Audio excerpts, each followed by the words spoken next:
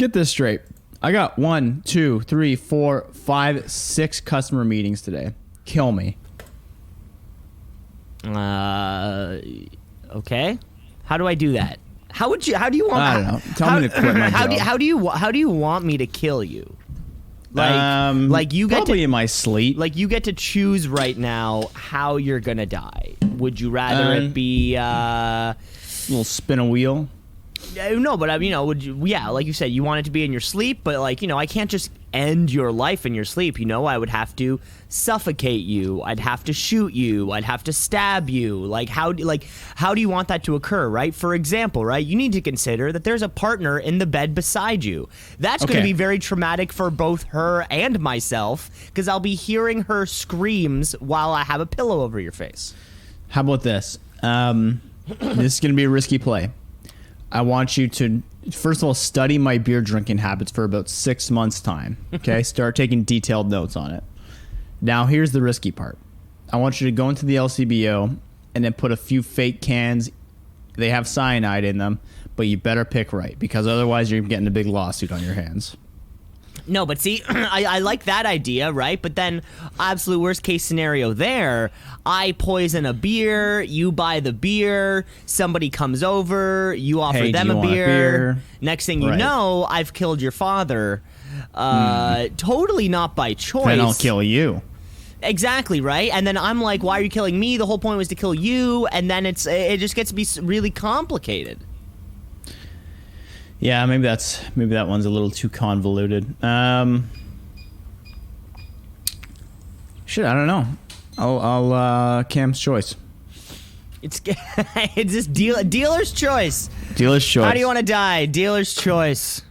Welcome to Two Season and Pod, everyone. Kick it.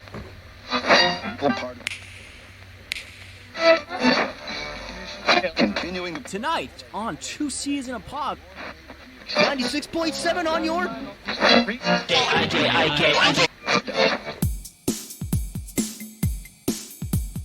Two season a pod, two season a pod, two season a pod, two season a pod, two season a pod, two season a pod, two season a pod, two season a pod, two season a pod, two season just like two season a pod, because we're two season a pod, just like two season a pod, two season a pod at gmail.com. Good kick. Yeah, keeping it light in the morning, It's a rainy morning. It seems to have never stopped raining ever in this city. I don't know about you, but it took me 2 weeks to cut the grass because you can't cut the grass in the rain. And yeah, Cam, you have such little kind of surface area in the first place. Oh, not much at all. Yeah, you basically have to wait for like one stretch of sun. It must really bug you that you can't cut the smallest thing. Cam, do you have one of those like kind of manual? You mean push? Oh, the one with no motor? It's got no motor. It's got the things on it.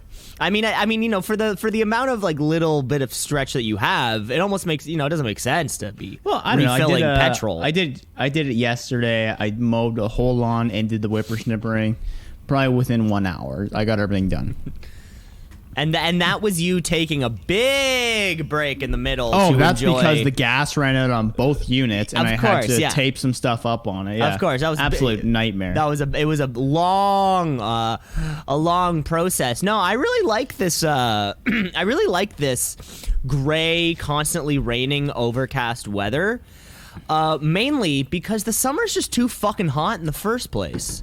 Right? Yeah, but you can't do anything right now. But I feel like this is the trade-off. It's warm enough that I can go outside in shorts and maybe a t-shirt, or shorts and a light sweater, maybe a long sleeve tee, but I don't have the like sweltering heat that hits your house, and then you got to close your blinds so you don't let all the heat in, and then you got to turn on the AC. I mean, shit, we haven't turned on our air conditioning yet since that one faithful week a couple weeks back where it was just a little too hot. You're in the penthouse?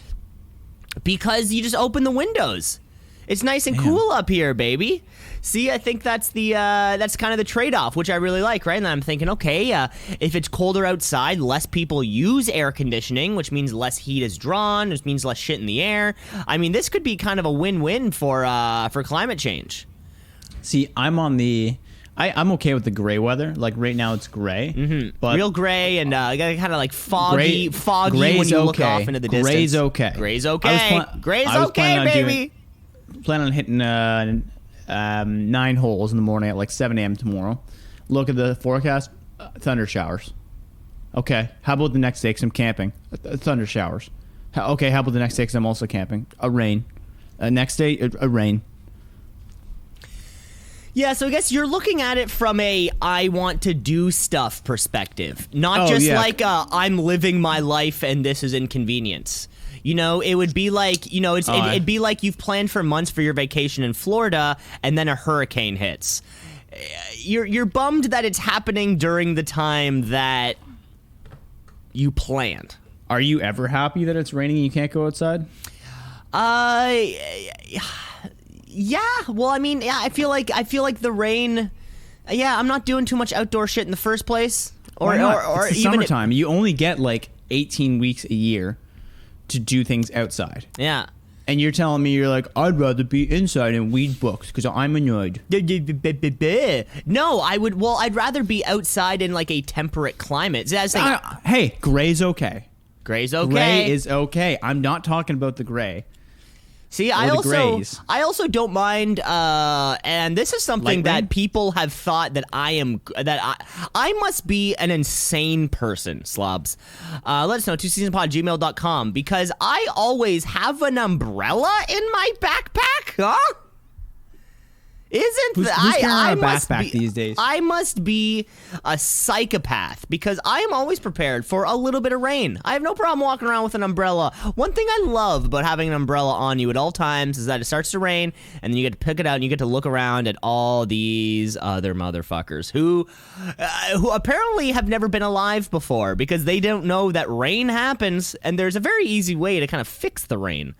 That's almost as good as driving in an HOV lane when you're on the highway and you just see bumper to bumper traffic for 4 kilometers and you're like, you fools. Exactly. And I'm driving the car. I turn over to my sex doll and I'm like, you and me, baby, you and I are gonna, we're you and we're me, making Jennifer. We're going for the long We're haul. making we're it off to past Vegas. this traffic. That's exactly it. Yeah. No better. That's definitely one of those small wins in life is hitting that HOV lane and then just grabbing the umbrella, throwing it up there and looking at your colleague and going, or maybe not your colleague, maybe just a stranger on the street and going, you're going to get a little wet, bud. Yeah. Or yeah. You're going to get a little moist. What, are you saying getting a stranger to fill that the other person in the HOV lane? Like just kind of picking up a stranger on the side of the road? When the Pan Am Games was going on, there were people posting ads on like Kijiji there because you needed 3 people in the car for the gardener. I didn't know that. Right? Yeah, because they were like, the Pan Am Games is going to be such a disaster that we're going to make it even more complicated. So what they suggested is, okay, HOV lane in the gardener, which is already jammed to the brim. Like, don't even try and get into the city. No point. Might as well quarantine the damn thing because no one wants to get in, no one wants to get out. But what they said is, hey, let's do a 3-person HOV lane. And everyone was just saying all we saw on there was buses, police cars. That's it. Because no one is driving with 3 people because who has that many close friends? Yeah, short of like a family, like That's a what I mean. father, Like, how often? mother, daughter, twin boys. Short of, like an actual family, I'm rarely driving with somebody in the back. If ever you're somebody else in the car, it's 2 people, you're up front. But who knows, maybe that was, encouraging families or just a general encouraging of, hey, instead of taking the fucking, instead of taking the HOV lane at DVP, boom, stop at Fairview, take the subway down. Yeah, I can't say I'm a city dweller, so maybe. I still have a point, though. I got something. I got a gripe with you. You want to play golf with us? Is this a personal gripe? Yeah, I'd love to. I'd love to. But you don't want. You have difficulty getting into the city, right? No. See, I think what you're confusing with Cam, of course, folks. When we went off to the corporate retreat, Cam had to pick me up from my house, and Right. without sort of letting the listeners know how the sausage is made, as it were. You have to get off the 401, take the Allen, kind of cross through Eglinton to reach me. Yeah, if you old slobs, you all know what that's like. And particularly, it was the Wednesday before the long weekend, so Eglinton, Allen, it's all going to be a little bit more jammed. Okay, now you had to come that far down because I had like bags and shit. Right. Now, Right? if you have one golf bag. I can go where we met before when we went up to your cottage, like 407 and 401 right there. There we go. That's what we need Toronto people to say. Us Kitchener people are tired of people picking Toronto people out of the city. Get your backpack on. You got a whole transit. We got to pay for our gas. We got to pay for you car people know. We got to pay for the damage we did onto that lady's bumper last year, and we don't want to tell the insurance company. We got to pay for these things. Yeah. All right? We have to pay for the speeding tickets. We got to bribe the police officers. These things cost money. Bribing adds up. It really adds up. Yeah. No, I can. If I'm just carrying a golf bag, that's no Yeah. problem. I got the little backpack, kind of strap on there. Are people wearing golf bags on the subway? Is that a thing? Yeah, you'll see it. You'll see a lot of golf bags, hockey bags in the winter. See some people trying to chip up and down the streetcar. Yeah, it's actually becomes like a really nice. A lot of people will practice Very their difficult putting. putting green. Yeah. Yeah, like it's a very difficult putting. very very fast green. Yeah, they'll do Speaking of things golf, like that. I sent you a picture of me almost hitting a hole in one, and you just didn't answer. Yeah, well, I'm not good at that. Especially because Celebrating others' achievements? well, no, certainly after the retreat, there were a lot of message groups and messages It kind was of back and directly forth to of you. stuff. It was directly to me. No, that was in a group message. No, sir. Okay, well, do you want me to check it out right now? Yes, sir. Okay, we're opening up. Because it was, hey, Cam, looking forward to our vacation together. Could you get back to me? Cam, haven't heard back. Hope all's well. Hey, Cam, almost hit this hole in one. Hit a 9-iron on a par 3, so close to the hole. That is close. What's the what was the yardage on it? That one was probably like, I hit a 9-iron, so it was probably like 140, 150. Yeah, that was pretty damn close. It's pretty damn close. So I want to go play there again tomorrow morning, but goddamn rain. And then Cam goes in and says, hey, Cam, sorry I haven't got back to you. # not sorry. Mm-hmm. But I'm too busy for you, and I have work to do. This whole time I've been working, I don't say a damn word. Well, I never ask you to look at stuff. Yeah, you do, all the time. You're like, hey, check out this funny meme I saw. It reminds me of my childhood. That's a good point. If people know me, they know that I understand meme culture. Yeah, I you're a get big it. meme guy. I create How's them. that new Tekashi 6ix9ine album, Cam? Yeah, exactly. I'm trying to bring back the Velociraptor meme. As if we can remember from about 10 years ago when memes started. What else was there? There was one with there was one with a penguin, I think. See, I liked memes when there was like 6 meme formats, and there was like the Velociraptor, there was the baby, there was a penguin, and then it was just line on top, line on the bottom. Now the photos they use are literally anything. It's too many options. Too many options for memes these days. I don't know. I found it much easier back in the day to follow meme culture. Now, I mean, it's like I have to watch Real Housewives of New York to understand the reference in the meme. Let's get into the show then, shall we? I guess, yeah. 18 minutes of me whining and bitching about weather and memes and you not traveling. Yeah, so we got past the Cam just complaining little segment of the show. So let's get into the show. Let's start with notes. Notes. We got some notes. We got some notes. Notes. We got some notes. And amendments. Yeah, there's no real notes this week, which was nice. Cat Dog was canceled for normal reasons. People just didn't watch it enough. It didn't get canceled because people asked where the poop comes out. Although Looked to the show about that, but they never got back to me. yeah. I mean, Cat Dog and SpongeBob, but at the same time, people just didn't watch Cat Dog for whatever reason. And the other one, radio frequencies they're not endless. They're theoretically endless. Whether or not that is the exact same difference, but of course, the more and more wireless applications we use, the more cell phones, the more internet, the more Bluetooth, the more wireless things that become out there, the more like amount of radio frequencies on the spectrum that we use, leaving less remaining. So it is in theory endless. However, we keep using more and more and more of them. So does that make sense?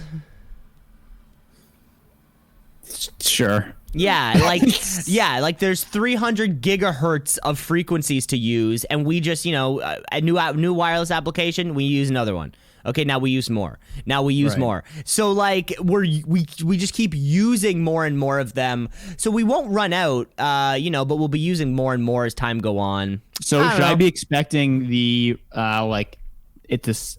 when I'm in my 50s, it to be at like Q 206 instead of 107? No. It'll stay. Those will stay the same. They have those on. Q107 will never die. They have those on lock. No, Q107. The radio stations that you've come to love, those will never die. Gotcha. Yeah, okay. Just so you know. Good to know. I'll teach that to my kids one day. Yeah. Radio frequencies are infinite, but Q107 will never die. Yeah. Put that on a T-shirt. You like my cup? It says "Punch today in the face." And did you? Today fucking sucks. I'll punch myself in the face before this day is over. But let's keep plowing ahead. But isn't Cam like? Why are you punching yourself in the face? I just have so much to do today, and I don't want to do it. Isn't this like the job? Sort of. I mean, today I've just stacked myself because I'm camping after tomorrow. I've just stacked myself very thick, so I know by my last meeting of the day, it's going to be very difficult to you have to have an energy when you're talking to people, right? So I'm coming with you with a very negative energy because I'm mad. I have to come with a positive, this is great. Let's have fun. They might be upset because they're like, it's 4 o'clock. I'm like, it's 4 o'clock. Yay. I haven't, you're the 9th person I've talked to today, and I have to do a half-hour detailed listening conversation. With you, Cam, I hardly listen. I mostly talk. With them, I have to listen. It's very tiring. Of course, but you love what you do, right? No. Anyway, plowing ahead. But you do it because money. Plowing ahead. So there's no emotional connection. You hate your job. You hate doing it. This is the absolute worst thing ever. I would rather be cleaning porta potties. Oh, and which you have done. So you do actually. Which I have done. You do actually have experience about that, Cam. Today, I would rather be cleaning porta potties. Most days, not so much. But today, would love to be cleaning porta potties. Slobs, you should love what you do. Find a career where maybe you can do both. You can be excited to go into work. I'll never become a professional golfer. I mean, and that's the thing. Unfortunately, between salesman and professional golfer, there's really no other career choice. Yeah, I don't know what else we could do. There's professional camper with your friends and getting drunk. A GoPro camper. You could be a camp vlogger. Like, hey, what's up, guys? Today we're testing out the Thermos Insulit 3.2 liter. It says punch today in the face. I have coffee in here right now. I poured it a couple hours ago, and I gotta say, it's still pretty warm. Holy smokes, is it ever warm? We've never seen warmth like this coming out of a thermos at this many hours. Would recommend. Put the link in the description box, and this is not a paid for ad by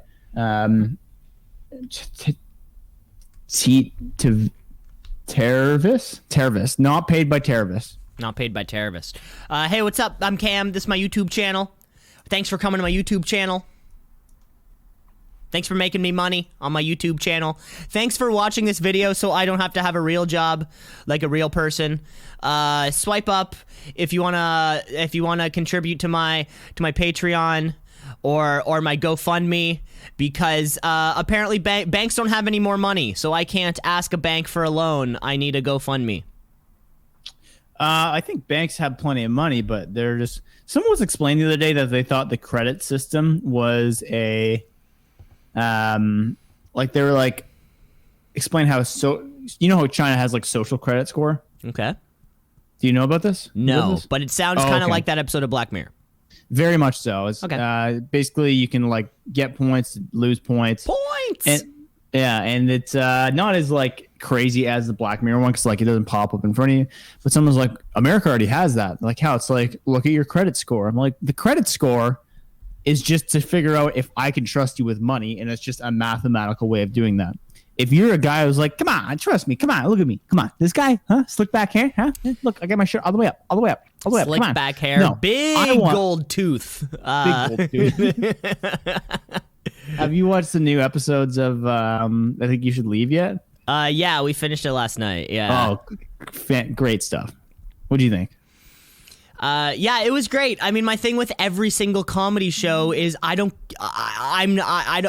like I would rather. Fuck. It's such a complaint that I have no conception of how are they not longer. Like, I've never written sketch comedy in my life. I imagine it is so incredibly difficult.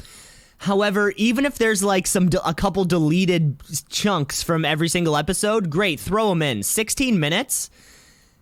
I mean, that's like an episode of that's like an episode of Tim and Eric or something, right? And you watch that thing go down, and you're like, ah, shit. Well, I mean, production is at that level.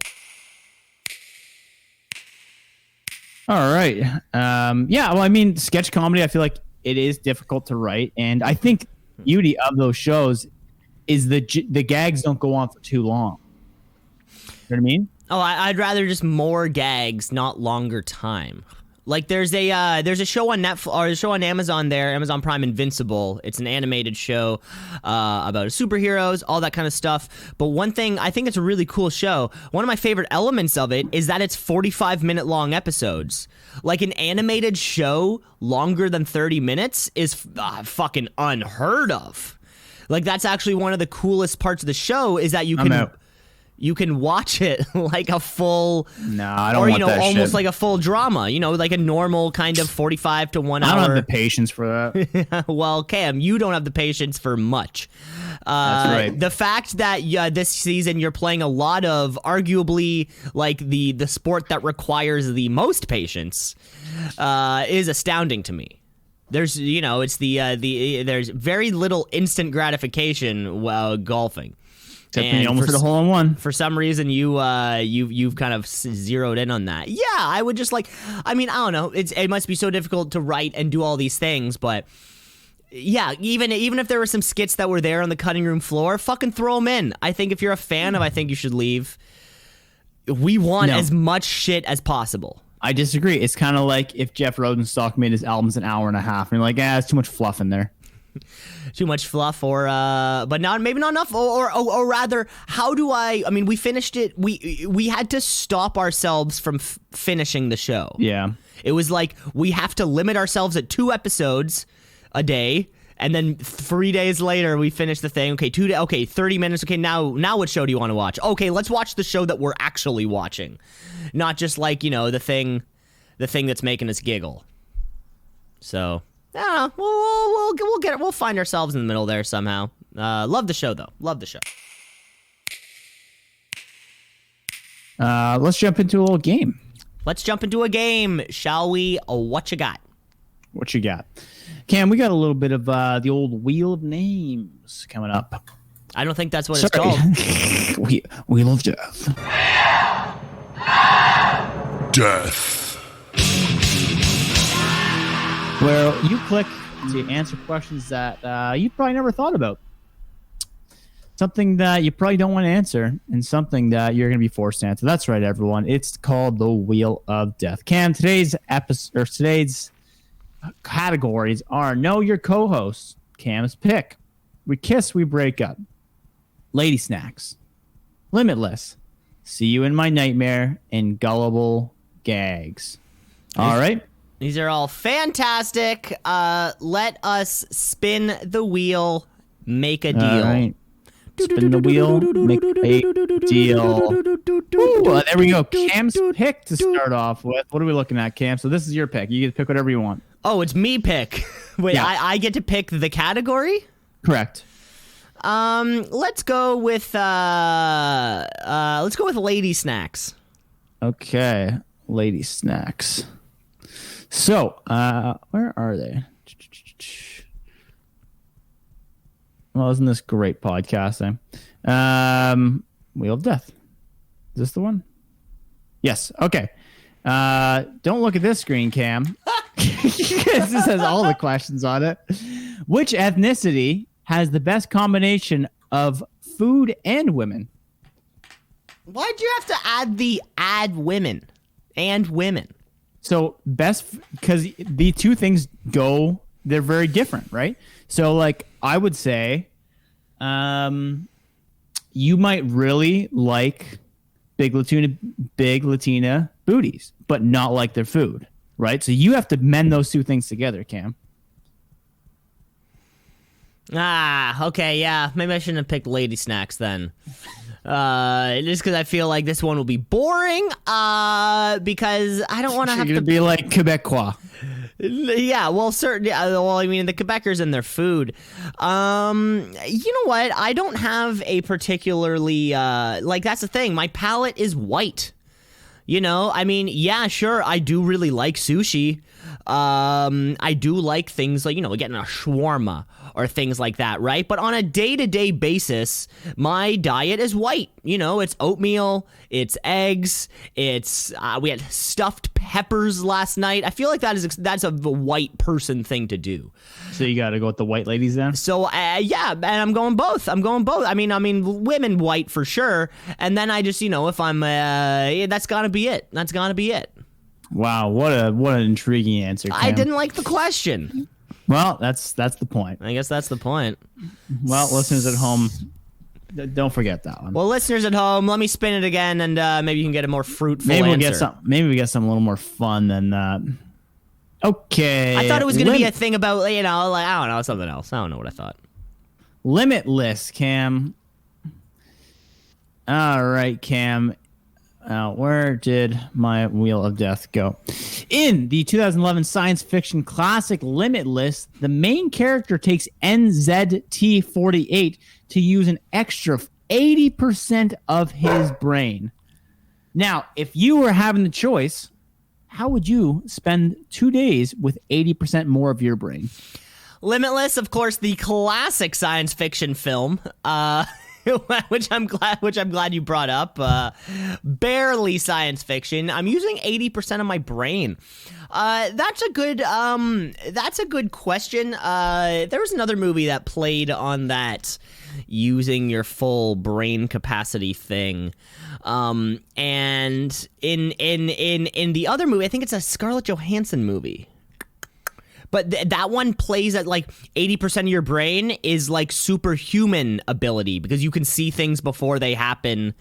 It was more playing with the stretch of we don't even know what that's possibly like, right? For all we know, you can see the fourth dimension using that additional a portion of your brain. With 2 days, though, I feel like there's not really enough that I could do to. Well, there is. That's the thing. You can read the whole. You could read all the encyclopedias. Within an hour. That means I'm a speed reader all of a sudden? Of course, yeah. You're limitless. I am limitless, but only in you could solve any negotiation, right? You could be like Palestine, Israel, no problem. Here's the details you're going to work out. But see, I feel like you're probably going to be like, I'm going to be the general manager of the Leafs and make them win the cup. See, but what can I truly accomplish in 48 hours from my position right now, right? You're limitless. But even if I wake up with 80% of my brain, I got to somehow reach out to Kyle Dubas and be like, hey man, you don't know me, but I can use 80% of my brain for the next 48 hours. Right, Contact but you're me. limitless, so you're very good at selling as well. God, this one's tough just because I don't really know what I could do to make my life better or change anything really. So I would have to say probably some kind of very short-winded competition that I wouldn't usually win, but now that I can like see all the angles, I would. You know, like something like pool. You know, like a game that I probably suck at, but now that I'm using 80% of my brain, I can see all the math angles and I know which directions to hit and stuff like that. Very short-winded, you know, just 80, you know, just boom, win a couple pool tournaments, kind of knock them out of the water there, and we'd finish up. All right, great. So we have Cam would pick white woman and white food and win a game of pool.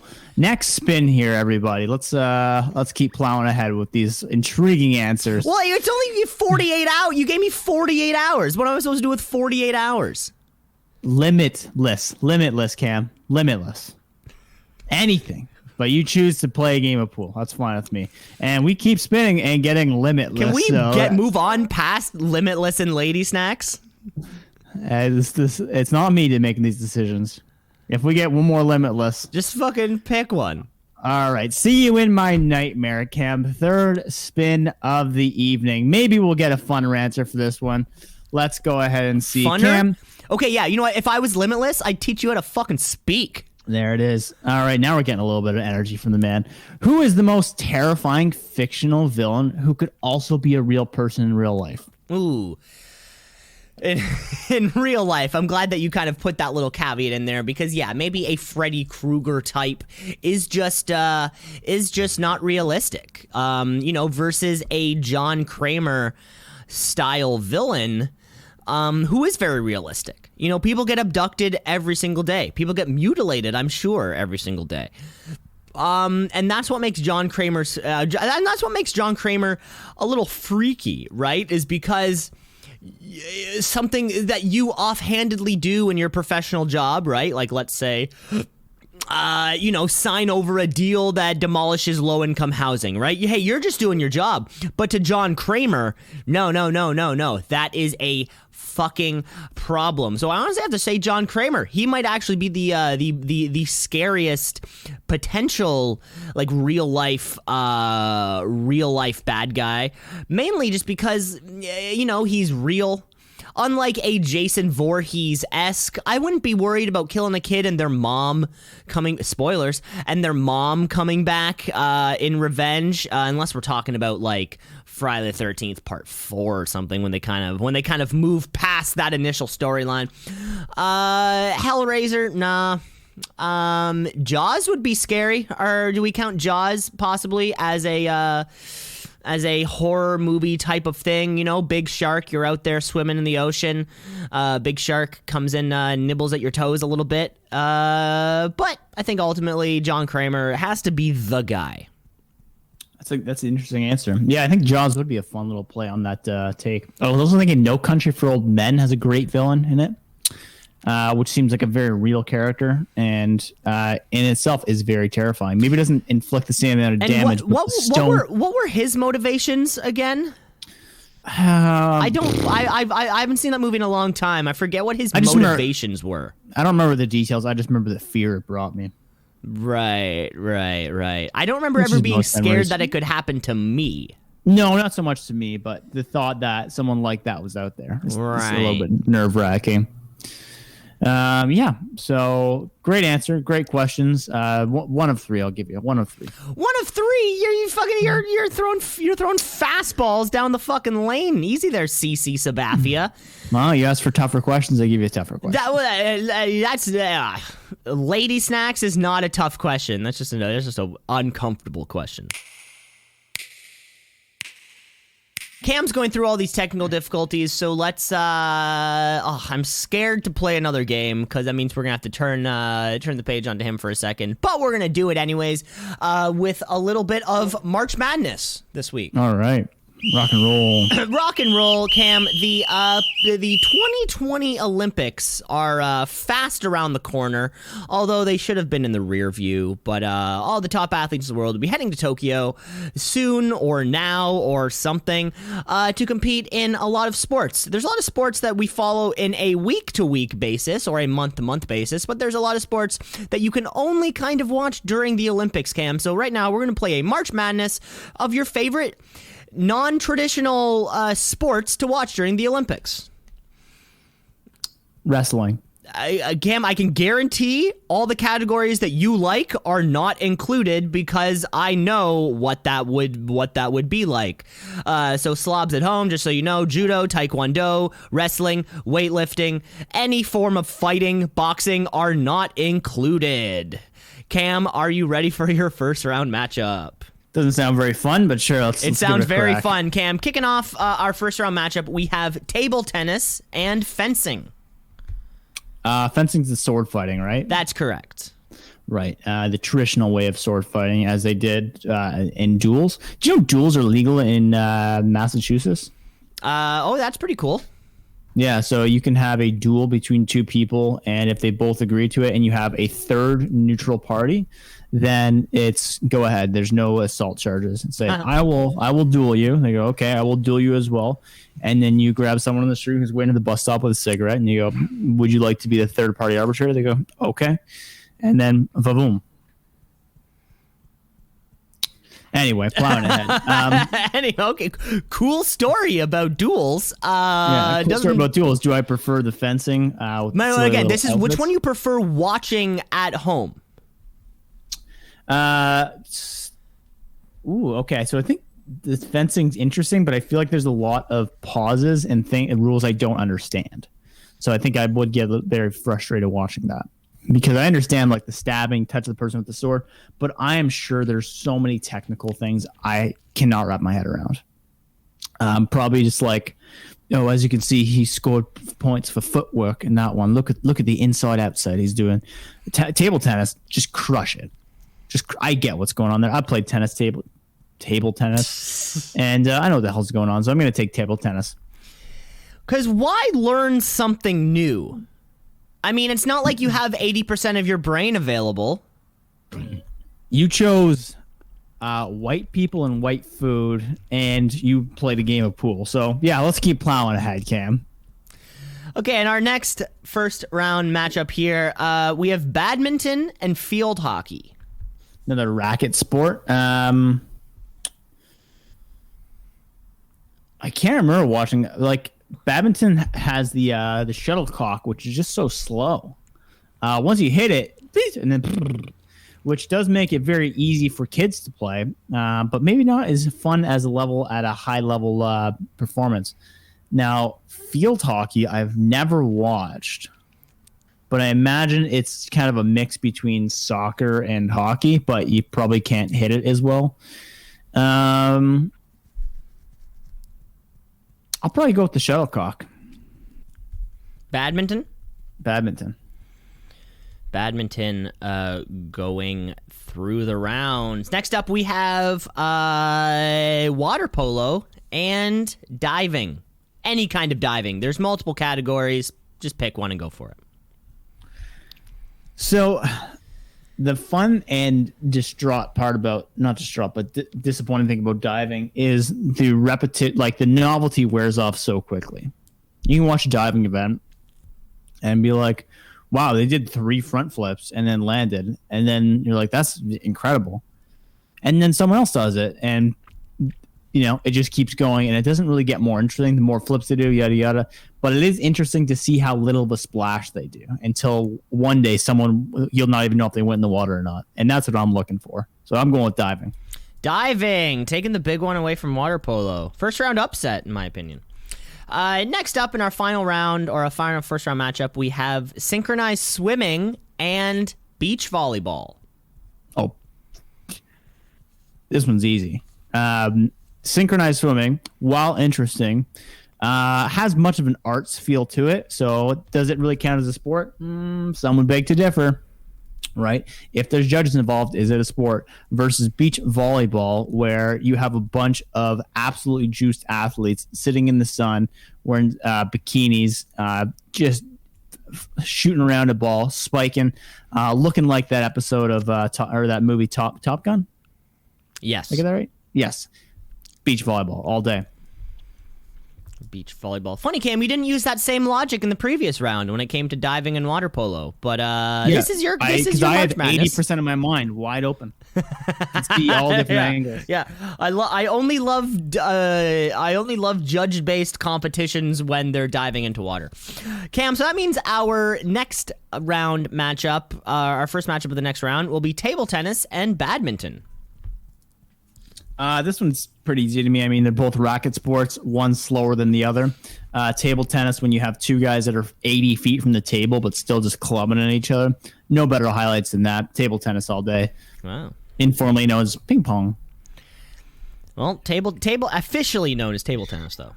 Sure. Next up, unofficially, ping pong. In our next round, we have diving and beach volleyball.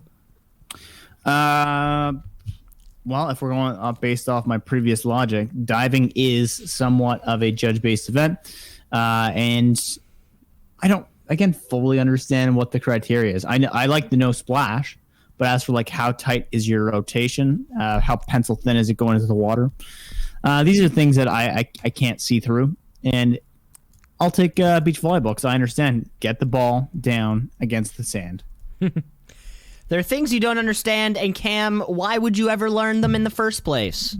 White people, white food. Which means our final matchup of the of March Madness will be table tennis and volleyball. Beach volleyball, right? Yes. I think the one thing I really like about beach volleyball too is that there's two partners and they just have to be so good together. Like you see that team chemistry of like set up, crush it. When table tennis. Thank you. Is a very much individualized sport, which is fun to watch, but I would probably never watch it all the way through. So I'll take beach volleyball for the win. Volleyball running away with the competition. Yeah, but great show, mate. Or great. What do you call it? Segment. Great bracket as usual, and of course, there's many more sports out there. Sports out there in the Olympic Games. All sorts of rowings and equestrians and all the gymnastics, the tracks and fields. There's all sorts of shit out there. Well, let's keep plowing ahead here. We got one more thing to wrap up here, and it is our episode of Knight Rider.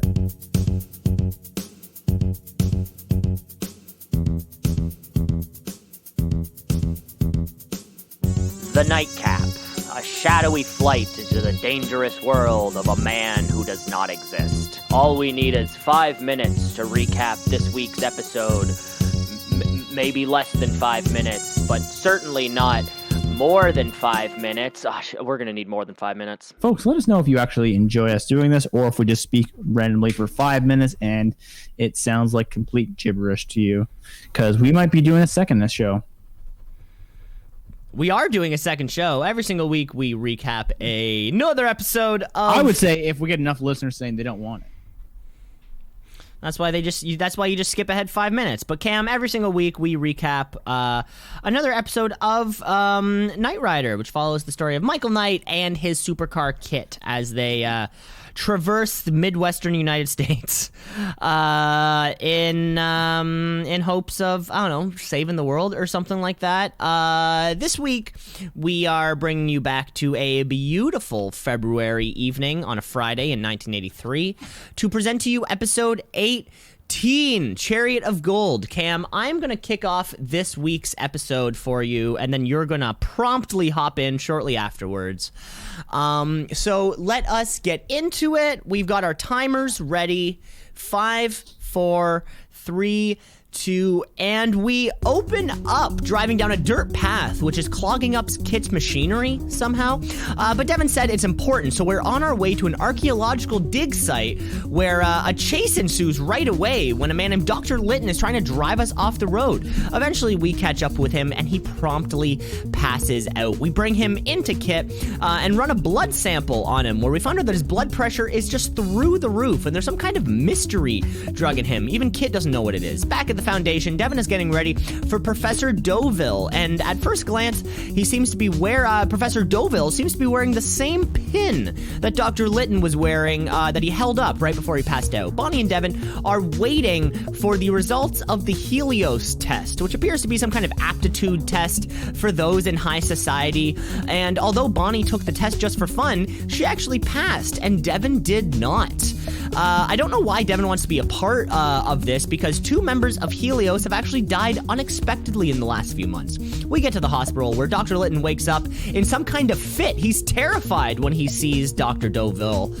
More on that hopefully later. Just then, a mysterious male nurse comes into Litton's room and poisons him as he falls into death. Bonnie and Devin are riding up to Helios in a beautiful Mercedes-Benz 450 SL convertible, all red. Knight gets to Helios, and him and Kit are suspicious immediately of everything. Inside, people are actually watching clips of Kit and Knight that they must have just taken from last week's broadcast, apparently, because it was some pretty HD footage. But they apparently believe that Kit seems to be some kind of missing technological link.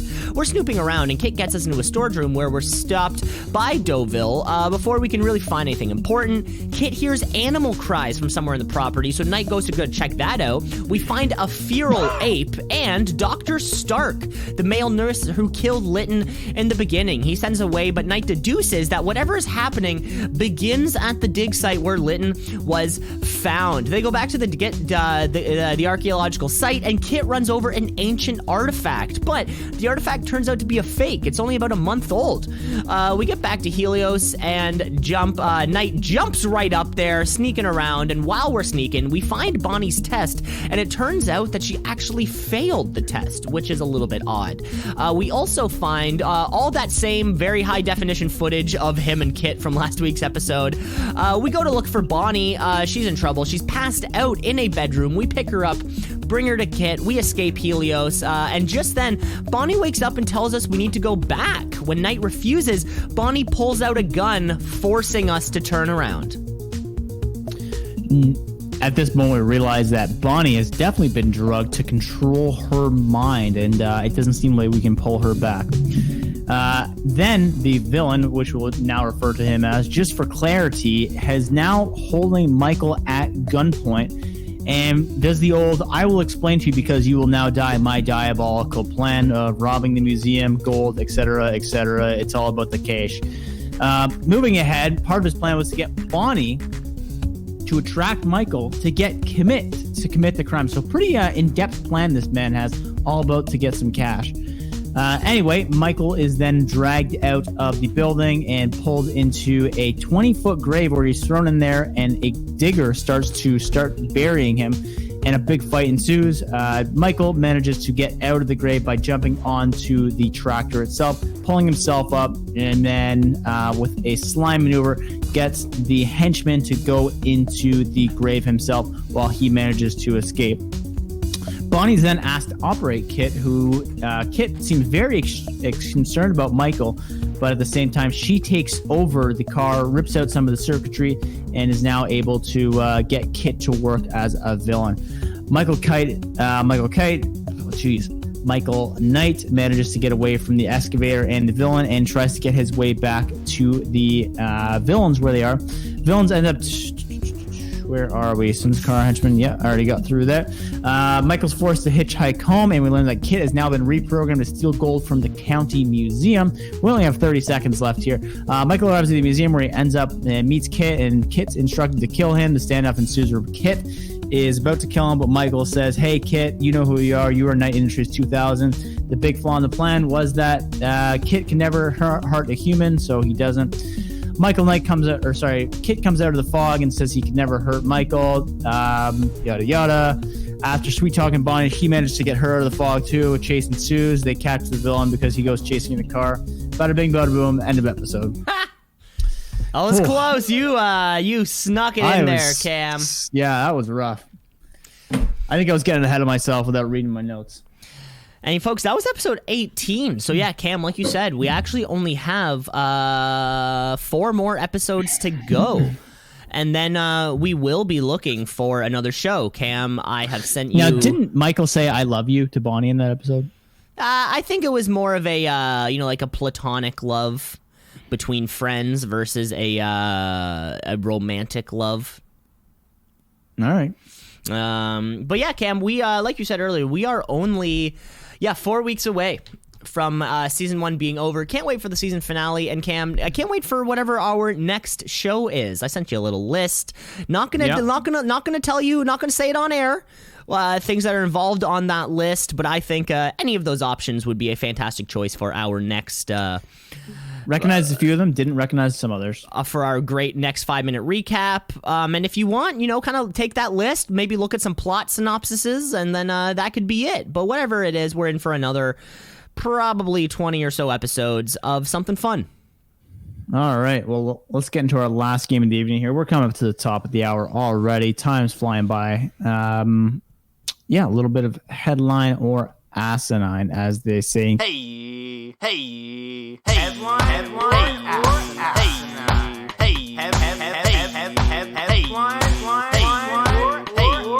Headline or asinine. Cam, I'll kick us off here. Are you ready? It sounds great. Let's go for it. All right, Cammers. Headline or... Wow, I shouldn't have started this. Because I did not have it ready.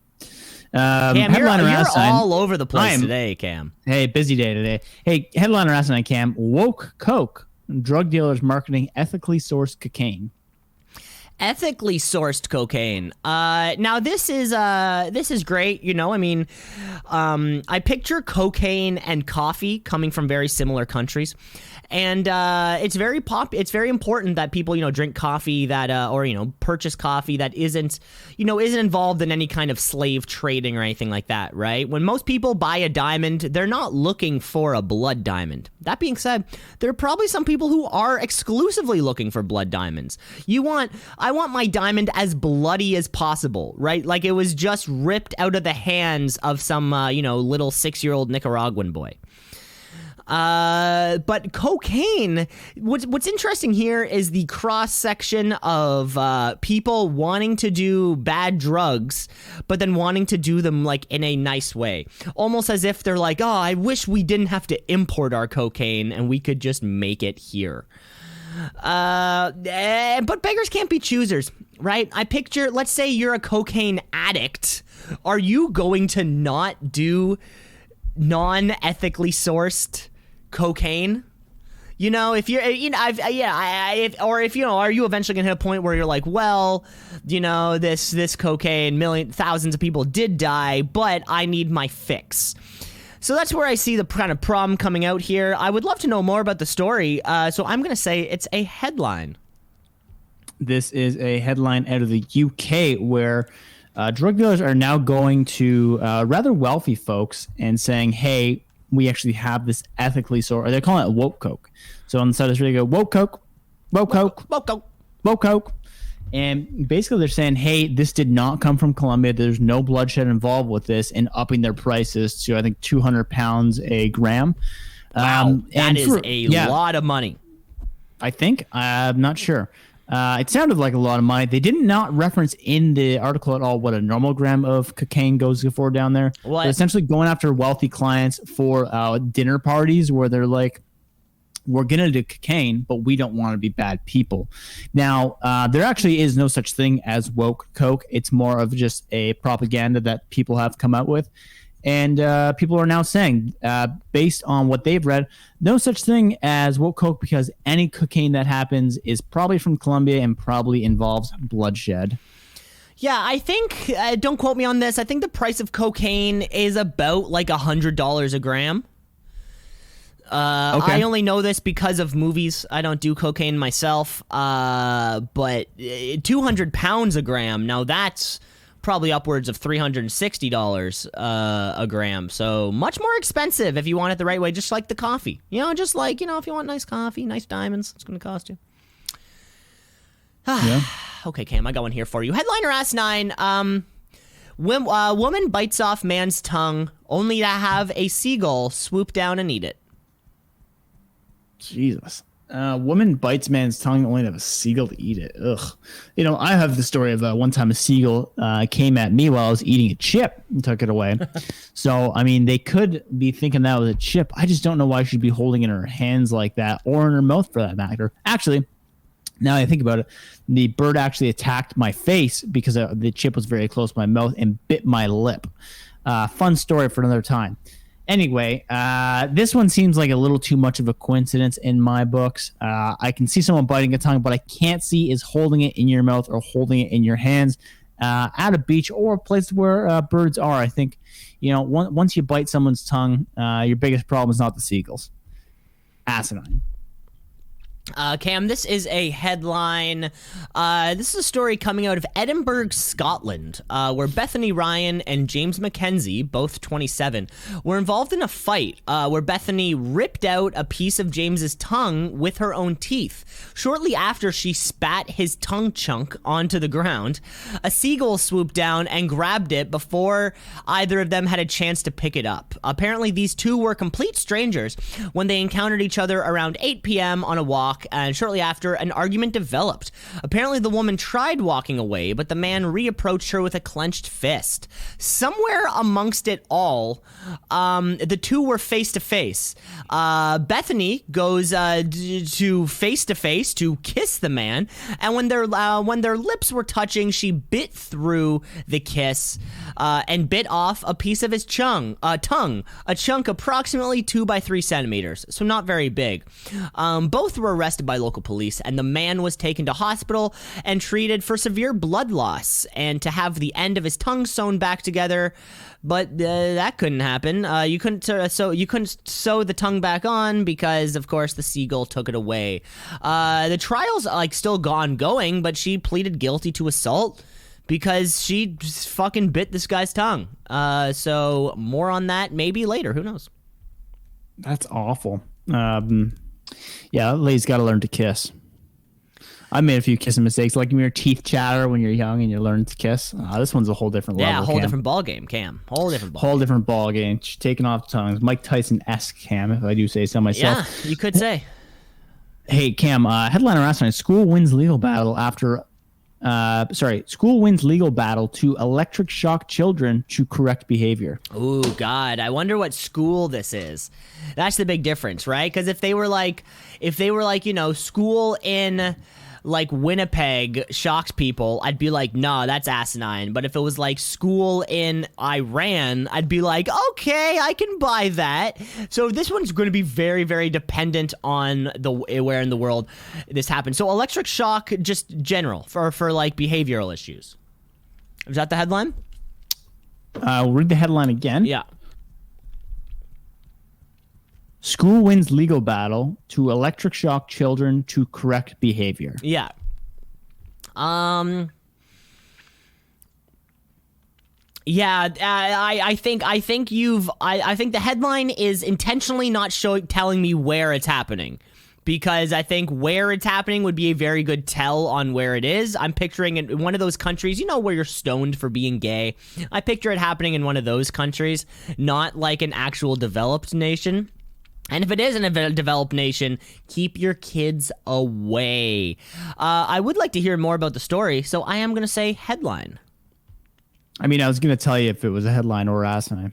Yes, this is a headline, and it's not in a developed country or undeveloped country. This is in Massachusetts. A lot of stories coming out of Massachusetts today. Massachusetts. So essentially what's going on here is it's a little deceiving on the headline itself, but these aren't just like regular kids. These are, and it's going to make it sound worse before it gets better. These are actually mentally disabled kids. So we're shocking mentally disabled kids. But the reason for that is otherwise There would be a lot of corrective self-harming behavior in adults and children.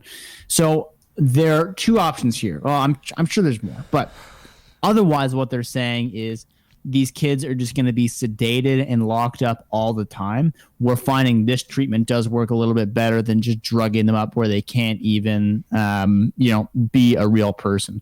So controversial treatment, but it seems to be working a little bit. And some parents are pretty upset by it. Some parents are saying, hey, you know what? If it wins me the race, it doesn't matter how we got there. I was about to say, couldn't you just take take your kid out of the school then? I don't think it's those parents. I don't think it's those parents that are upset. I think it's the other parents, moms on Facebook. Yeah, it's most people who are mad aren't really involved with the problem. Yeah, it's people on Facebook who don't really have much to complain about. Yeah, no, I'm gonna say it's lower upper class white women who don't work, who drive white SUVs, and they're drinking a little too much prosecco on Facebook there, and they're getting completely outraged, even though their fully able children are attending a private school. Yeah, I see it as being one of those things. Yeah, I think it's more of that, less the other. Give me a headline, Cam. Okay, Cam, I got one here for you. Man killed while building an exploding device for a gender reveal. Yeah, these things just happen so often now. See, I think there's if you looked at a graph of when people die most from fireworks, it's like 98% on Independence Day. Now, we're going to see a lot more deaths due to explosion or just due to, accidental death. And that's going to be classified entirely in that gender reveal. We've seen planes go down from this. I've seen a few different things, and this one does not surprise me at all. I assume what he was trying to do was make some type of firework that would go blue or pink or neutral. We're not or gray. We're not here to judge. Or gray. Gray is okay. Yeah, and maybe you're a little bit of you're not a pyrotechnic. You don't know how to make fireworks, and you end up blowing yourself up. This is a headline, Cam. Cam, this is a headline here for you. This is a story out of upstate New York where a father-to-be was killed in his garage while attempting to build an exploding device for the gender reveal party a few days later. So it wasn't even at the reveal, it was prepping for the reveal. This happened to a man named Christopher Peckney, 28-year-old, who was assembling a device of some kind for a party they were having in Liberty, New York. The blast killed Peckney instantly, and his brother Michael, who was also in the garage at the time that happened, was brought to the hospital with major injuries. Cam, this is the 5th reported gender reveal death of 2021 in North America. I tried looking beyond. It is a pretty much exclusively North America thing, United States thing that is happening with gender reveals. My biggest question when it comes to these people and these gender reveal things, I understand having the party, but what do you think the percentage of people, personally, I would not be comfortable building an explosive device, even if I watched the YouTube videos on how to do it.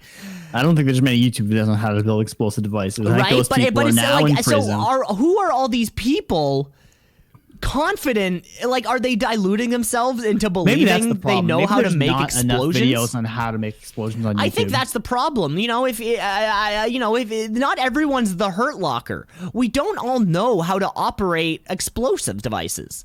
I think that's the real problem here, is that there's too many people who are looking at an article online and then saying yeah, I can do it. There's tons of gender reveals which go by, totally harmless. They just kind of throw a dart at a balloon, or it's a piñata. Do something like that. I read one the other day. There was two of the most recent gender reveal deaths where it was actually a plane that went down.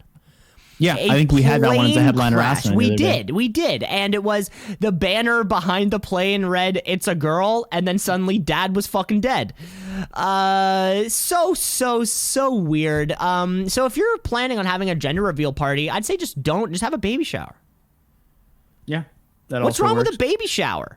Do people What even if you still combine have? the two? Do you have no? You have to have the baby shower now after the gender reveal, because I feel like the problem was you have a baby shower, you don't know the gender, so people are getting you pink this, blue this, pink this, blue this. You need the gender reveal first to tell your guests, no, I need a pink, blanket.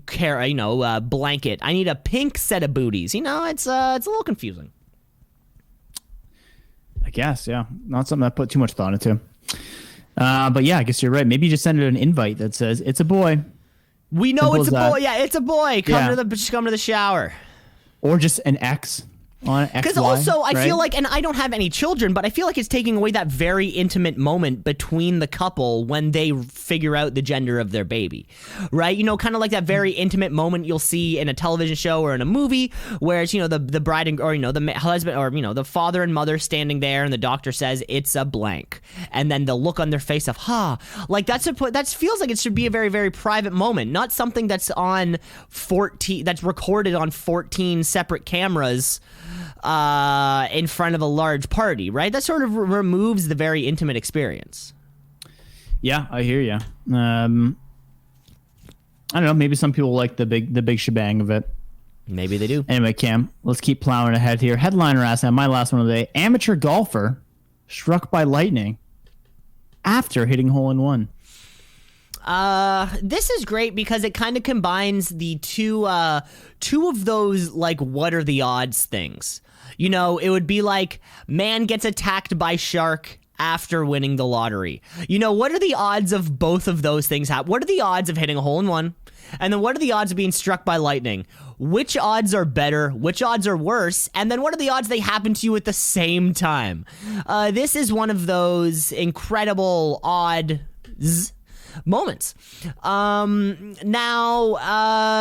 Chances are, you're out on the golf course. You're trying to get a couple more holes in there, right? You see the rain's coming. Maybe you see the lightning off in the distance. Maybe you don't see lightning off in the distance, and then you just kind of like, okay, this is a par 3. We're gonna sneak this one in, and then we'll go home, right? They were probably on like 14 or 15. They're gonna wrap it up very, very soon. Let's just get this one out of the way. The odds of both these things are happening are so insane that I have to think it's not real, but also so insane that if it was real, I'm being goofed. You would have to write a headline about it. I'm going to play the odds on this one, and I'm going to say that this is asinine. This is asinine. You got it right. I was hoping it would happen to me, but neither did. Wait, the lightning or the... Both. Okay, Cam, your final headline here for you for the day. Spanish rapper arrested for cutting off friend's penis for a YouTube video. Yeah, this doesn't leave much to the imagination, except for the size itself, I guess. But was it hard? Was it soft? And for a YouTube video, you said. Did you say YouTube or just video? YouTube. Okay, so I don't think you can put that on there. But hey, maybe they've updated their content rules and regulations. But shit, if you're doing that for a YouTube video, you better get 1 million views on that. At the same time, genital mutilation is not a joke. As someone who is a sufferer of a big nut, I understand these things, and we don't play around with genital mutilation. Therefore, I'm going to go ahead and call headline on this one because I think people will do anything for clout. Cam, this is a headline here for you, of course, coming out of Spain, where a rapper whose real name is Aaron Beltran made an agreement with a friend of his named Andrew Breach to cut off his penis for a YouTube video in exchange for a fee that would range depending on how well the video did. He initially kind of told him he would pay him anywhere between 200 and 2,500 euros for this. However, after this happening, this man, Beltran, currently faces 4 to 6 years in prison. Apparently, when police showed up at the scene, they found Breach, who is 35 years old, bleeding heavily, with his penis just dumped in the trash bin in the house. Breach only agreed to do this because he said he did not feel 100% like a man and he wanted to get rid of his penis in the first place. These two met, actually, when Breach posted a video on another website asking for someone who would cut his penis off for him. Beltran responded to the ad thinking this would be a great idea to boost his own followers or Clout. something, whatever it was. And of course, even the prosecutors even admitted that the amputation was consensual. However, just because an amputation is consensual doesn't mean that it's allowed. Just because you have an agreement with someone to cut off your penis doesn't mean you're allowed to cut off somebody's penis. That's still very much so illegal. Surgeons were able to reattach the penis, and it is actually fully functional. Of course, after multiple surgeries and 3 weeks in hospital, Breach is out with a working penis and one hell of a story to tell. Well, Cam, some would call that a breach of contract. And that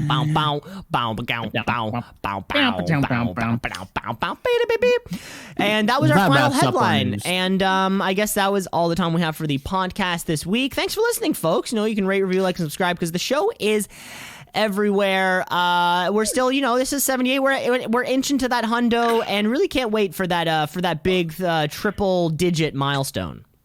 Can't wait for it. Hitting the triple Ds. All right, cammers.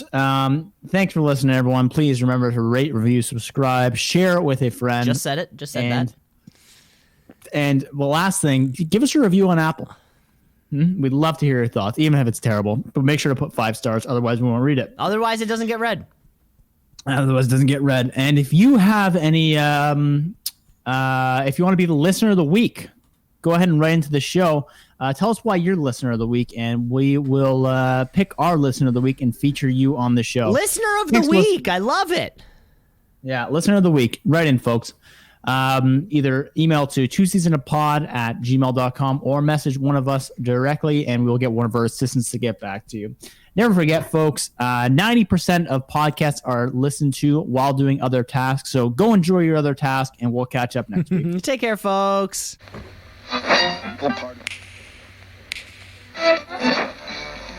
Continuing tonight on Two C's in a Pod.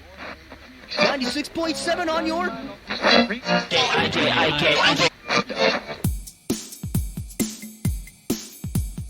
Two C's in a pod, 2 C's in a pod, 2 C's in a pod, 2 C's in a pod, 2 C's in a pod, 2 C's in a pod, 2 C's in a pod, 2 C's in a pod, 2 C's in a pod, 2 C's in a pod, 2 C's in a pod, 2 C's in a pod, 2 C's in a pod, just like 2 C's in a pod, 2 C's in a pod at gmail.com.